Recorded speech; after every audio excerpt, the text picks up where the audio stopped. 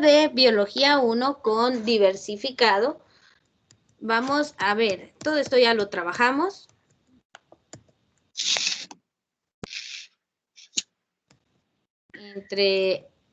Ahí se recuerdan actividades de reforzamiento, por favor, para que no hayan problemas. Tenemos 1, 2, 3 y esto ya es el trabajo. Entonces llevamos 3 actividades de reforzamiento y el trabajo número 1, que ahora ya saben que es en GEDUCAR el 24 de febrero. Eso ya lo sabíamos y sí se va a poder entregar a través de ahí. Entonces vamos a repasar. ¿Qué estamos trabajando? Seguimos hablando de la estructura de una célula eucariota. Entonces ahí es donde estamos. Y aquí es donde se recuerdan los que reciben anatomía, ¿verdad? De que estamos hablando de las mismas estructuras. Pero bueno, como no todos lo reciben, lo vamos a recordar. Sabemos que las células eucariotas se diferencian de las células procariotas porque estas sí tienen un núcleo definido. Toda célula típica va a tener al menos estas estructuras: membrana, núcleo, citoplasma o citosol y los organelos, organoides u orgánulos, como le quiera llamar. Puede utilizar esos 3 nombres que es lo mismo. Entonces, estas son las estructuras que toda célula eucariota tiene. Ya sea animal o vegetal, ahí pueda cambiar el asunto, ¿verdad? Que la célula vegetal, por ejemplo, tiene vacuolas bien grandes porque guardan aceites naturales, ¿verdad? Por eso tienen aroma las plantas. Nosotros no olemos a cilantro o a limoncito ahí, sino olemos la piel porque nuestras células no tienen grandes vacuolas, no guardan esencias naturales. También la célula vegetal sí tiene una gruesa pared aquí que le confiere rigidez y por eso las plantas tienden a tener tallos o sus estructuras son duras. En cambio nosotros somos más suavecitos. Pequeñas diferencias. Yo voy a darle aquí... Ah, no, pensé que faltaba alguien. No. Ahí estamos. Muy bien, entonces vamos a ver. Esto ya lo trabajamos, así que solo un reprise, un recordemos. Acá está lo que le mencionaba a los de medicina, que es una doble capa lipídica de fosfolípidos con pequeños poros. Esos poros son los canales de proteínas. Esto es en cuanto a la membrana plasmática. Entonces, la membrana plasmática es semipermeable, deja pasar ciertas sustancias, otras no. Tiene 2 regiones, la hidrofóbica, donde están los fosfolípidos, no dejan pasar el agua, pero en las canales de proteínas son hidrofílicas, allí sí pasa el agua. Entonces, todo esto ya lo platicamos. Luego hablamos del núcleo, ¿verdad? Que es donde se encuentra el ADN y los cromosomas, es decir, todo el material genético que lo hace ser a usted quien es. Eso ya lo hablamos también. Y pues es uno de los organelos más grandes de la célula. Vea, estas células, el núcleo abarca casi toda la estructura, ¿verdad? Entonces, de ese modo las vamos a ver. Esto ya lo hablamos también. Y acá vemos la pared del núcleo que también tiene pequeños poros, el nucleolo en el centro y es un organelo bastante grande que abarca una gran porción del citoplasma. Hasta ahí me recuerdo que habíamos llegado. Entonces vamos a ver algunos organelos, organoides, como le quiera decir, de las células. A ver, ¿ya habíamos hablado de esta diapositiva? No, señor. No. Ah, vale. Muy bien, a ver, alguien que nos quiera leer lo que hacen los centriolos, por favor. Lo leo yo, Miss. Muy bien, dale. Centriolos intervienen en la división celular y en el movimiento de la célula. Muy bien, estos son pequeños organelos que ayudan a que ésta se mueva y a la hora de la división celular atraen a la célula a regiones, a polos opuestos, ayudando a que se empiece a dividir. Entonces los centriolos entran en acción a la hora de que la célula se va a mover y principalmente en la división celular. Son como pequeños timones, ¿verdad? Que ayudan a que ese movimiento se dé. A ver, ¿quién quiere leer las mitocondrias? Me voy a... Responsables de la Sigue, ya comenzaste, ahora sigue.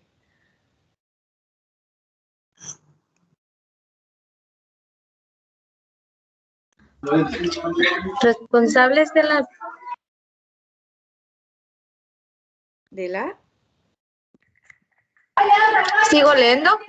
Sí, haznos favor de terminar. Ahí sí que quien capte quien comience a leer primero la termina. Responsables de la respiración celular con la que la célula obtiene la energía necesaria. Muy bien, miren, las mitocondrias son de los organelos que después del núcleo serían las más importantes. O sea, el núcleo es el más importante, pues, pero después de este serían las mitocondrias. ¿Por qué?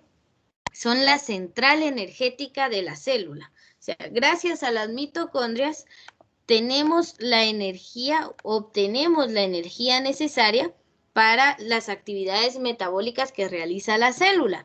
Entonces, si no tuviéramos mitocondrias, no se obtendría energía. A ver, los de medicina, ¿cómo se llama la partícula que guarda energía que utilizan las células? ATP. ATP, muy bien, el adenosintrifosfato, ¿verdad? Que es esta pequeña molécula en donde se guarda la energía y es la forma en que nuestro cuerpo la utiliza, ¿verdad? La obtiene en las mitocondrias, es donde se obtiene esa molécula que le da la energía necesaria a la célula pues para vivir y para realizar sus funciones. Les platicaba también que las mitocondrias tienen su propio ADN. Las mitocondrias de sus células tienen el origen es de su mamá únicamente. Cambio para el núcleo sí hay de origen de papá y mamá. Ahí se unen los dos. Las mitocondrias no, porque el óvulo es las que da esos organelos. Es la célula que da esos organelos. Muy bien. A ver, ya nos ayudaron dos señoritas. Ahora un joven que quiera leer sobre el núcleo. Yo. Gracias. Dale. Núcleo. Contiene las instrucciones para el funcionamiento celular y la herencia en forma de ADN. Muy bien. Entonces, gracias. El núcleo es el que tiene toda la información genética. Tiene el ADN que le sirve a la célula para saber qué tipo de célula es, ¿va? Si es un hepatocito, sabe que va a trabajar en el hígado y que va a limpiar y desintoxicar el cuerpo. Si es una célula renal, sabe que va a trabajar en los riñones y que va a filtrar la sangre para formar la orina. Si es una neurona, sabe que va a estar en el cerebro, que va a transmitir impulsos nerviosos. Entonces, todo eso lo determina el ADN en su núcleo. Sabe qué funciones va a realizar, qué tipo de célula es y, por supuesto, la herencia genética de nosotros. Por ejemplo, si usted tiene el pelo pues liso o colocho, eso depende de cómo esté su ADN adentro de cada de sus células. Entonces, eso ya está escrito allí, ¿verdad? Que nos quejemos de que querramos el pelo colocho cuando lo tenemos liso, pues eso ya depende de nosotros y que no estamos contentos con nada ustedes. Pero nuestra herencia así es, nuestros genes ya lo traen y eso se expresa en nuestro cuerpo. Se llama fenotipo. Cuando se expresa un gen en el cuerpo de uno es fenotipo, la expresión física de un gen. Genotipo, los genes que tenemos en el ADN. Pero bueno, ahí vamos a ir viendo esos términos poco a poco. Muy bien, el retículo. El retículo endoplasmático hay de dos tipos, tanto rugoso, que tienen ribosomas incrustados, y el liso, ¿verdad? A ver, otro joven que nos ayude a leer sobre el retículo. Yo, señor. Muy bien. Retículo, red de canales donde se fabrican lípidos y proteínas que son transportados por toda la célula. Perfecto, muy bien, bien. Los retículos, tanto liso y rugoso, esos se encuentran acá, son pequeños canales enrollados como lo ven acá.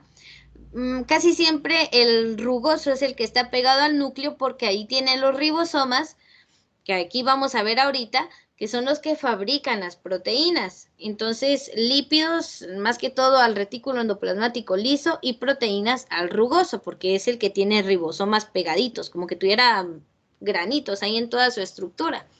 Pero son canales donde estas sustancias se crean, se transforman y se llevan alrededor de la célula, donde se necesiten. Muy bien. Entonces son redes de canales, por eso se ven estas estructuras ahí como plegadas una con otra, son canales. Hablemos del aparato de Golgi, le toca, a ver, ahí sí a quien quiera leerlo.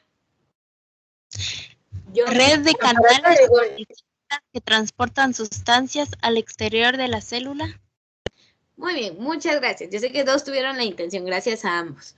Miren, el aparato de Golgi podría ser el único organelo que tiene contacto con el exterior de la célula directamente.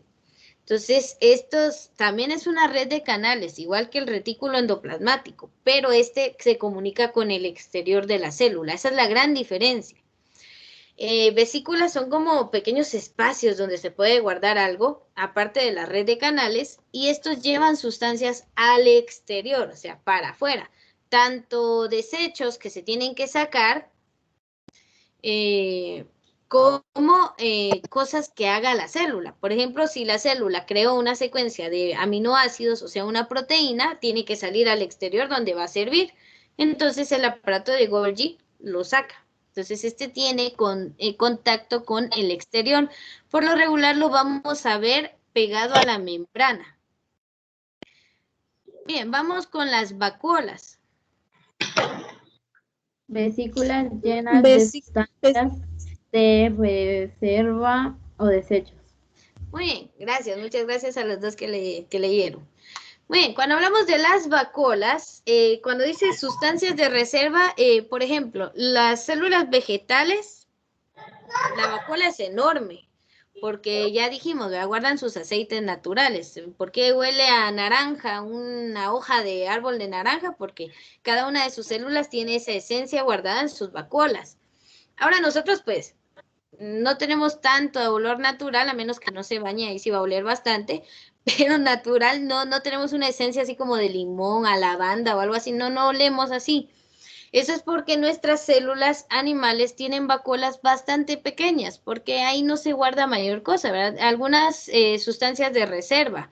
Me sobraron lípidos, metámoslas a las vacuolas. Me sobraron algunos aminoácidos, metámoslas ahí. O sea, se guardan para usarlas después. O de desecho, ¿verdad? Algún desecho que tengamos que expulsar de la célula y el aparato de Golgi está ocupado, pues guardémoslo en una vacuola para mientras. Ya luego se expulsa, ¿sí? Entonces, para eso sirven en la célula animal. Ahora en la vegetal sí guardan sus aceites. Por eso de las plantas se pueden extraer aceites, líquido, todo eso que se guarda en sus vacuolas. En la célula vegetal la vacuola es un organelo importante, en la animal no tanto. Son grandes diferencias. Vamos con los lisosomas. A ver, ¿quién ayuda a leerlo? Vesículas donde se realiza la digestión celular. Muchas gracias. Muy bien, los lisosomas digieren, es decir, degradan, destruyen, se podría decir así, algunas sustancias. Entonces, por ejemplo, algo que ya no le sirva a la célula y queremos, pues, eliminarlo, a través del lisosoma se puede digerir. Tienen sustancias que deshacen a otros elementos, por ejemplo, enzimas. Entonces, van a destruir, a digerir algunos elementos dentro de la célula. Entonces, los lisosomas lisan. La palabra lisar significa destruir. Entonces, eso es lo que hacen los lisosomas al final. Y no son todos, ¿verdad? Pero estamos viendo al menos un grupo. Los últimos aquí son los ribosomas. A ver, ¿quién nos ayuda? Ribosomas, responsables de la fabricación de proteínas. Muy bien. Los ribosomas son organelos que, si seguimos la flecha aquí, ni se miran. Son esféricos, bastante pequeños. Los encontramos dispersos en el citoplasma o adheridos al retículo endoplasmático rugoso. Entonces ahí están pegados los ribosomas. Son pequeñas fábricas donde pasan los aminoácidos, que son componentes de las proteínas, pasan a través de eso y el ribosoma lo que hace es juntarlos. Tú, venite, tú también y tú también. Los pone los tres juntos o la larga secuencia, ¿verdad?, de aminoácidos y ya saca una proteína. Entonces los ribosomas crean las proteínas. ¿Para qué sirven las proteínas? Son los componentes de todo. Entonces, ¿de qué están hechos los tejidos? Pues al final las células tienen proteínas, las células arman tejidos, los tejidos arman órganos, los órganos arman sistemas y todos los sistemas nos arman a nosotros. O sea que nosotros, nuestro principal componente estructural serían las proteínas. Entonces, los ribosomas también son organelos importantes, bastante pequeños, pero que sirven de mucho dentro de nuestra célula. Ahora, ¿cómo se producen las proteínas? Ahí van a ver más adelante, es un proceso bastante entretenido de ver. Va desde el núcleo, el ADN que se separa en dos hebras y forma el ARN, y todo lo que realiza para pasar por ese ribosoma y convertirlos en proteínas, ¿verdad? Entonces hay mucho que ver aquí. Bueno, no sé si están copiando algo de acá para darles tiempo. Sí. Vale. Sí, Miss. Ya lo Señor, ¿qué significa ARN? ARN es ácido ribonucleico. Tiene un azúcar de... ¿Se recuerdan que ADN es ácido desoxirribonucleico? Pero pierde una parte de su estructura y el ARN es solo ácido ribonucleico. Ya lo vamos a hablar más adelante. O sea, son pocas las diferencias con el ADN. El ADN es una doble hélice, así, y el ARN es solo una hebra de esa doble hélice. Y cambia los nucleótidos, contiene uracilo, que es diferente a los otros que hay en el ADN, pero ya lo vamos a ver despacio, ¿no? No se me enreden ahorita con eso. Ahorita me interesa que podamos distinguir estos organelos.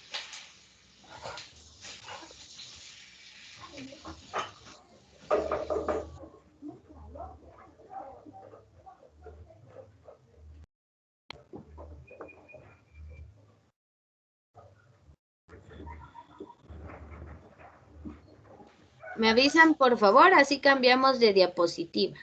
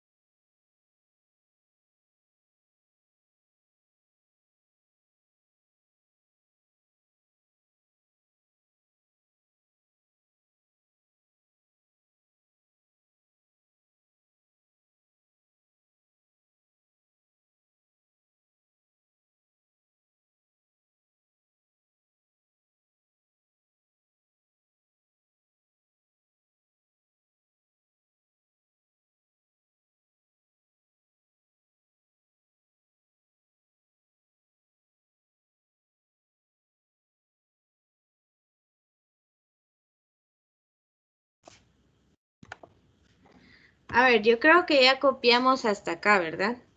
Ya. Muy bien. Veamos entonces. Este es el trabajo que tienen. Parcial ya lo hicimos. Esto ya lo hicimos. Bueno, vamos a hablar aquí un momento de Robert Hooke. ¿Se recuerdan que lo agregamos la persona que vio las células? Entonces vamos a hablar un poquito de su investigación. Esto es introducción. Solo vamos acá a silenciar. Imagínense, ¿desde cuándo conocemos a las células? Pues entonces en 1665, haga cuentas, ¿hace cuántos años? Son más de 300 años. El científico e inventor inglés Robert Hooke anotó sus observaciones con un microscopio primitivo, o sea, él no tenía la tecnología que tenemos hoy en día como el que estamos viendo acá. Entonces él Señor, ya cambió de diapositiva. Sí, ya cambié. ¿No la estás viendo? Vamos a ver ahorita porque a No, veces a señor, algunos miro no les la... aparece. Vale, espérame, ahorita la vamos a ver.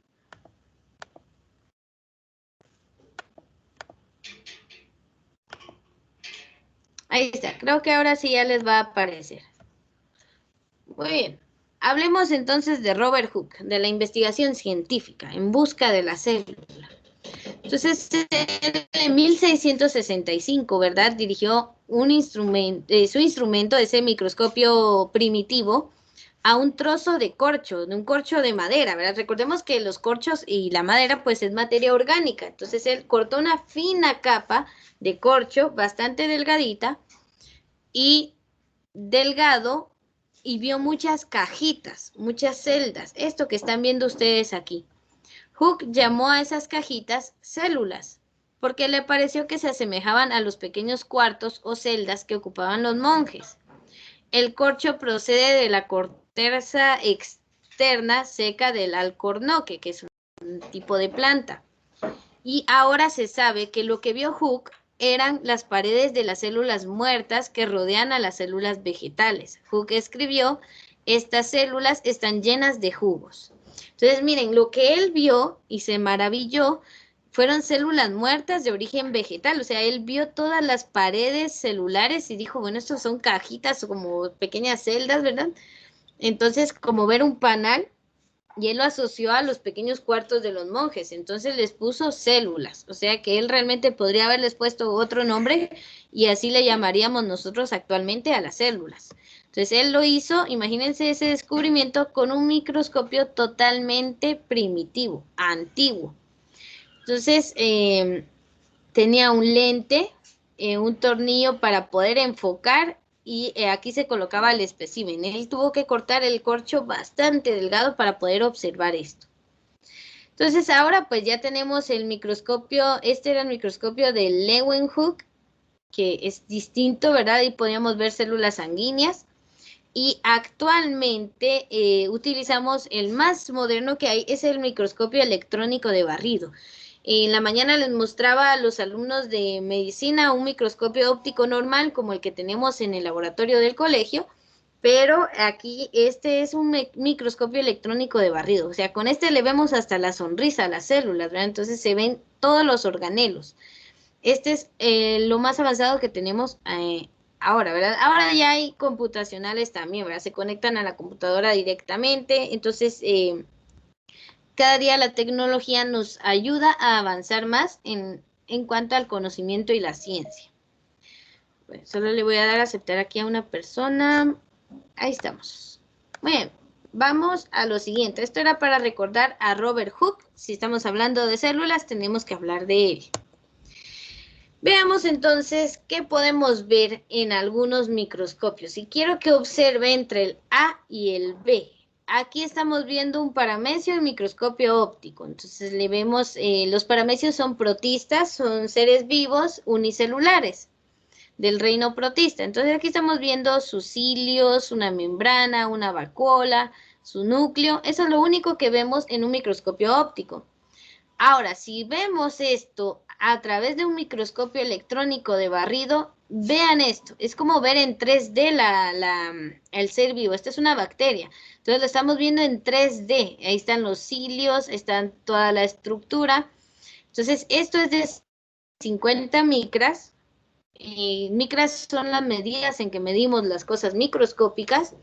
Y esto es de apenas 10 micras y en el microscopio electrónico de barrido se ve 1000 veces mejor esto que es más pequeño que esto que es más grande en el microscopio óptico. Obviamente el microscopio electrónico de barrido pues ya es un instrumento más profesional, más detallado que un microscopio óptico que tenemos en los laboratorios escolares. Acá podemos ver un microscopio electrónico de transición y estamos viendo las mitocondrias. Esto es adentro de una mitocondria. Entonces, aquí estamos viendo a la mitocondria. Entonces se ven los organelos celulares a través de estos microscopios electrónicos.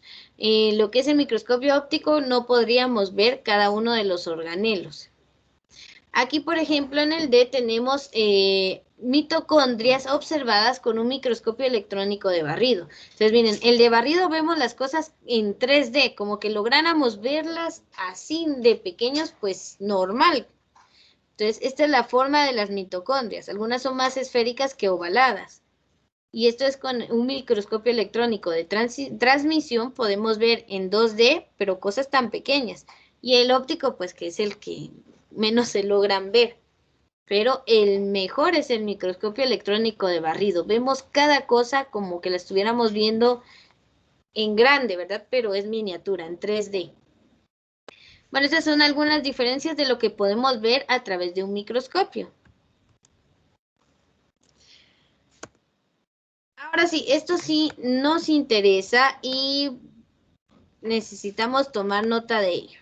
Entonces, pregunto, ¿sí se ve bien la información de esta diapositiva? Muy borroso. Sí, señor. Sí, se ve Un bien. poquito borroso. Borroso. ¿No?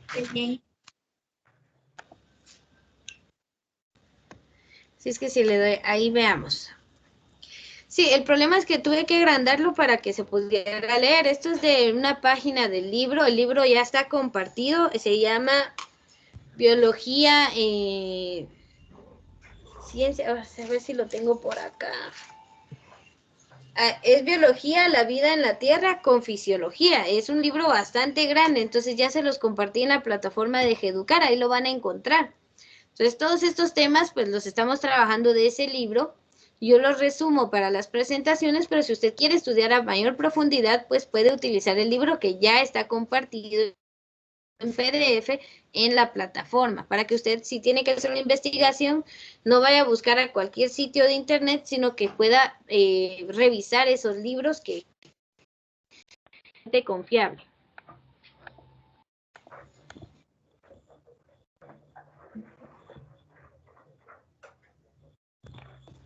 Bueno, entonces aquí vamos a ver esta tabla.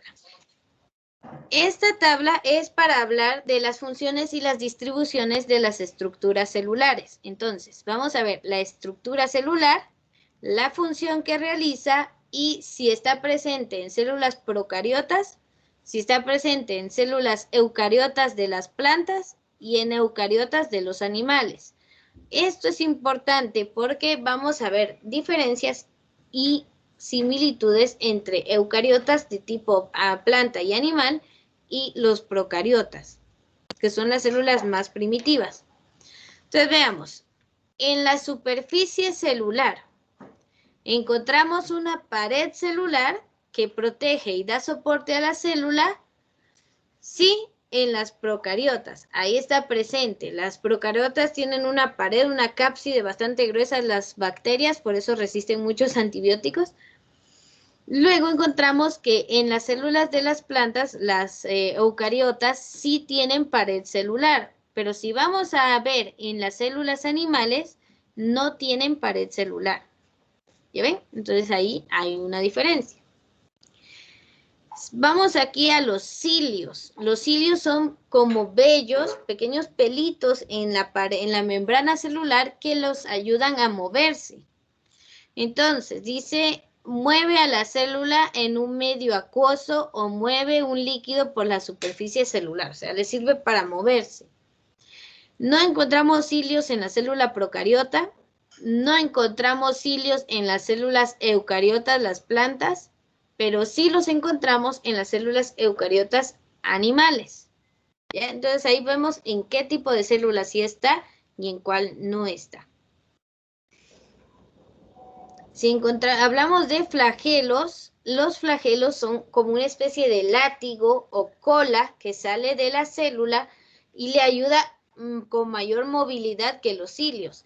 Por ejemplo, a ver, recuérdenme una célula humana que tenga flagelo. ¿Los espermatozoides? Muy bien, los espermatozoides tienen esa como colita, ¿verdad? Que los ayuda a moverse, eso es un flagelo. Entonces, el flagelo mueve a la célula en un medio acuoso, ¿verdad? Entonces, hace que se puedan mover. ¿Quiénes tienen flagelo? Ahí sí todas. La célula procariota, la célula eucariota de planta y la célula eucariota de animales. Entonces sí encontramos flagelo en esos 3 tipos de células. Luego tenemos a la membrana plasmática.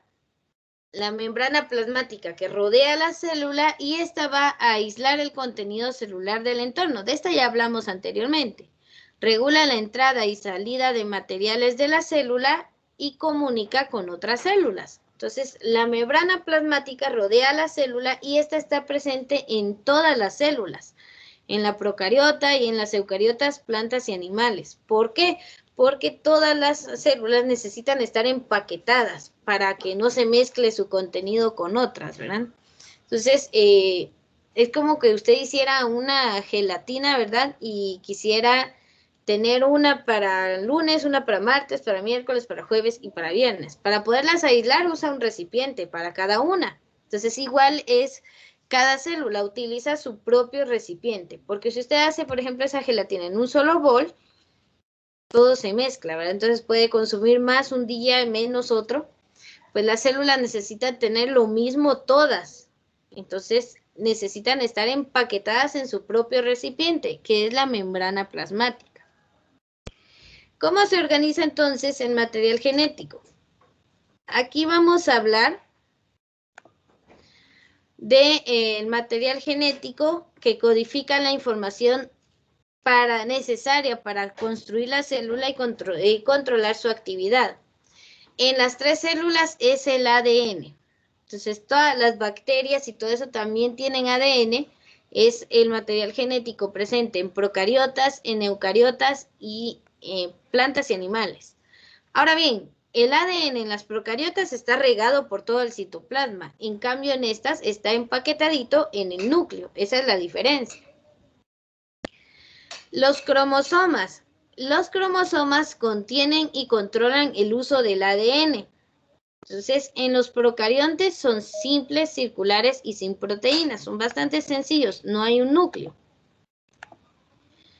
En cambio, en los eucariotas plantas, pues tienen muchos cromosomas lineales con proteínas. Y en los eucariontes, que son animales, también son lineales y con proteínas. Entonces vamos viendo. Tienen muchos cromosomas. Por ejemplo, en la célula eucariota animal del ser humano encontramos 46 cromosomas. Entonces, por eso dice muchos.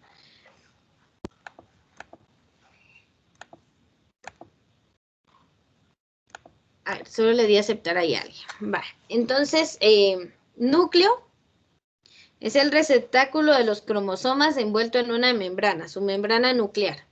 Está ausente en la célula procariota y está presente en tanto célula eucariota de plantas y animales. Envoltura nuclear, la que envuelve al núcleo y regula la entrada y salida de materiales del núcleo. Está ausente en las procariotas y presente en las eucariotas, de los 2 tipos. El nucleolo, que sintetiza los ribosomas, ya hablamos de los ribosomas, ¿verdad? Entonces, esos se crean en el núcleo y esto está ausente en las procariotas y presente en las eucariotas. Miren, de esta tabla yo sé que está complicado que copien todo eso, puede tomar una captura, puede buscarlo directamente en el libro, pero sí necesita tenerlo. Y ojo que las presentaciones no se van a adjuntar, entonces tome nota de esto, por favor.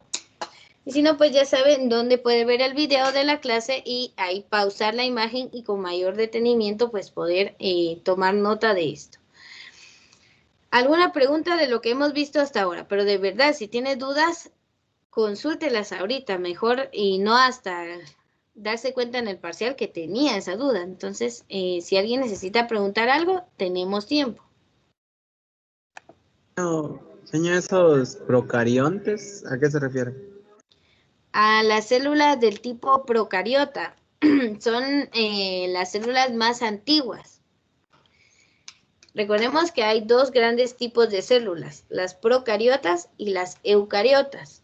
Entonces, las procariotas son las más antiguas, las más primitivas, las que surgieron primero y por ello ellas no tienen núcleo, ¿verdad? Entonces, procariontes se refiere a organismos que tienen células del tipo procariota. No sé si quedó más claro. No sé, ya está, ya lo entendí. Ah, muy bien, excelente. Vamos ahora a lo último, ya nos faltan las últimas, sí se leen bastantes porque realmente tienen bastantes organelos las células. Hablamos, ya vimos los más importantes. Ahora de estructura, pues tenemos las estructuras citoplasmáticas, o sea, todas las que están en el citoplasma, todos los demás de organelos, y nos vamos a dar cuenta que mitocondrias, cloroplastos, ribosomas, retículo, todos estos están ausentes en los procariontes. Ellos no tienen esta gran mayoría de organelos, por eso son células más sencillas.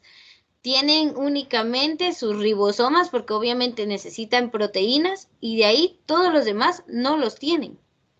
Si vamos a las células eucariontes o eucariotas de las plantas, allí están presentes todos a excepción de los centriolos. ¿Por qué? Porque los centriolos son los que producen los microtúbulos de cilios y flagelos. Y las eucariotas plantas no tienen cilios ni flagelos, porque esas células no se mueven, por eso las plantas son rígidas. Entonces no tienen centriolos. Los centriolos solo los encontramos en las células eucariotas del tipo animal. Estos la mayoría ya hablamos, así que no voy a repetir la función, solo en dónde están presentes. De ahí, ¿qué organelos no tiene la célula eucariota animal? O sea, el tipo de célula que nosotros tenemos. No tienen cloroplastos, porque obviamente nosotros no realizamos fotosíntesis. Si tuviéramos cloroplastos y clorofila seríamos de color verde, pero no la tenemos. Entonces nosotros no realizamos fotosíntesis. Nadie se va a llenar yéndose a parar al sol, tomando un poco de agua y esperar ahí a que se produzca el alimento en su cuerpo. Realmente no ocurre con nosotros, solo con las plantas. Entonces solo las plantas tienen cloroplastos. Luego, ¿qué otra cosa no tienen las células eucariotas animal? No tenemos plástidos. Los plástidos son organelos que almacenan comida y pigmentos. Usted no es de color anaranjado como las zanahorias, ni amarillo como los chiles pimientos de esos grandotes. Entonces no tenemos pigmentos como las plantas, ¿verdad? Que ellos sí tienen las xantofilas, los carotenoides, pero nosotros tenemos, por ejemplo, la melanina, que es el pigmento que le da color a nuestra piel. Pero de ahí no tenemos otros pigmentos como las plantas. Por eso las plantas tienen plástidos. Los animales, la célula animal no los tiene. ¿Qué otra cosa no tenemos? Tampoco tenemos vacuola central, que era la que les decía, que la célula vegetal tiene una gran vacuola central enorme porque contiene agua, desechos, proporciona presión para la turgencia de sostener la célula, o sea, que se mantenga rígida. Nuestras células no tienen esa enorme vacuola. ¿Qué otra cosa no tenemos? Únicamente. Entonces aquí podemos ver esas diferencias entre la célula vegetal y la célula animal. La vegetal no tiene centriolos. Anote esa diferencia que de seguro lo pregunto. Entonces la vegetal no tiene centriolos. La célula animal no tiene cloroplastos, no tiene plástidos, ni vacuola central, ni obviamente tampoco tiene pared celular. Esas serían las 4 cosas que la célula animal no tiene y que la vegetal sí tiene. Entonces, y obviamente todo esto no la tiene la célula procariota. Entonces me interesa mucho este cuadro, ¿oyeron? Hay que prestarle mucha atención. Nos resume la función del organelo y de una vez en qué tipo de célula está. Entonces este cuadro es importante. Tómele nota, tómele una captura, búsquelo en el libro, imprímalo si quiere, pero este cuadro nos resume bastante las funciones de cada organelo celular. Entonces hay que aprovechar ¿Podría ese volver a recuerdo. repetir lo que dijo? ¿Qué de todo? Porque dijo un montón de cosas. Sobre los que no organelos que tienen- tiene. Sí, eso. Va. Bien, vamos despacio. De estructuras citoplasmáticas, de una vez anoten que procariontes no tienen ninguna. Nada, estas pobres no tienen. Ahora, células eucariotas de tipo vegetal. Lo único que no tienen son centriolos. Eso es lo que no tiene la célula vegetal. No tiene centriolos, porque no tiene ni cilios ni flagelos, entonces no los necesita. ¿Ya? Entonces la célula eucariota vegetal no tiene centriolos. Vamos con la célula eucariota animal. La célula eucariota del tipo animal no tiene primero cloroplastos. Anótelo ahí, cloroplastos, porque no realizamos fotosíntesis. Segundo, la célula animal tampoco tiene plástidos. No tenemos plástidos porque no guardamos pigmentos, ¿verdad? No somos anaranjados ni amarillos como los vegetales. Tampoco tienen sus células una gran vacuola central, porque no necesitamos guardar esa agua o desechos, ¿verdad? Todo eso no lo necesitamos. Entonces no tenemos vacuola central. Y otra cosa que podemos agregar que la célula animal no tiene es la pared celular. Entonces los cloroplastos, los plástidos, la vacuola central y la pared celular solo las tiene la célula eucariota del tipo animal, planta, perdón, del tipo planta. Planta sí los tiene, la animal no las tiene, ¿ya? No tiene cloroplastos, plástidos, vacuola central, ni pared celular. Eso es lo que no tiene la célula animal. ¿Y qué no tiene la célula vegetal? Pues centriolos, es lo único que le falta. ¿Estamos más claros ahora? Sí. Gracias, Miss. Muy bien, entonces Sí, ahí Miss. revisan las funciones, por favor. Esto es lo que hemos estado platicando. Esto es lo que tiene que tener su modelo 3D de la célula, todos estos organelos ahí diferenciados. Obviamente los que sí tienen la célula animal. No le vaya a colocar cloroplastos porque no es ese tipo de célula la que estamos haciendo el modelo, sino de la animal, por favor. Señor, Bueno, entonces, o sea que todo esto tiene que llevar el modelo 3D de la célula. exacto. Estos, los que diga presente aquí. Si dice ausente, no se lo vaya a poner porque no lo tiene. Los que diga presente, hasta acá. Es una Los que célula diga animal. ausentes, no. ¿Cómo? Es una célula animal. Es una célula animal a la que hay que hacerle su modelo 3D. Gracias. Muy bien, eso es para el 24 de febrero, ahí se recuerdan. Bueno, entonces yo lo último que hice fue para diferenciar bien, dejar acá la gráfica de cómo es una célula animal, ¿verdad? Que puede tener cilios en su membrana o puede tener ese flagelo para moverse. El núcleo, acá está todo el cromosoma, el nucleolo, el retículo endoplasmático rugoso, las mitocondrias, el aparato de Golgi. Tenemos todos estos organelos en la célula vegetal. O sea, esto es lo que tiene que tener su modelo 3D. Y finalmente, para diferenciarla bien, tenemos a la célula vegetal, ¿verdad? Que estas sí tienen mayor rigidez y esta gruesa pared celular que las mantiene con esta forma específica. Aquí está la enorme vacuola central que ella sí tiene y que la célula animal no. Los cloroplastos que la célula animal no tiene, que le ayudan con la fotosíntesis. Los plástidos que tampoco tiene la célula animal y su pared, ¿verdad? Esas serían las grandes diferencias. Ahora, la animal tiene los centriolos, estos microtúbulos que la célula vegetal no tiene. Bueno, entonces de esto no voy a dejar tarea porque su tarea es un modelo 3D. Hasta aquí llega la clase el día de hoy. Vamos a detener la grabación.